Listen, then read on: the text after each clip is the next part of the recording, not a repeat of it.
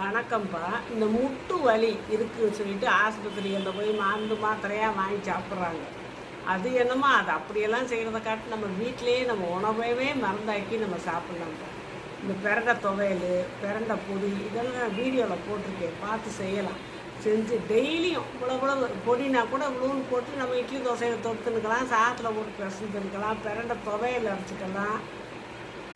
அப்புறம் முருங்கைக்கீரை அடிக்கடி சேர்த்துக்கலாம். அப்புறம் முடக்கத்தான் கீரையில் தோசையோ சூப்போ செஞ்சு குடிக்கலாம். அதுலேயும் கூட துவையல் கசக்கும். அதனால் நீங்கள் தோசை மாவில் கலந்து நல்லா அரைச்சி செய்யலாம். அது வீடியோ போட்டிருக்கேன், அதையும் பார்த்து செய்யுங்க.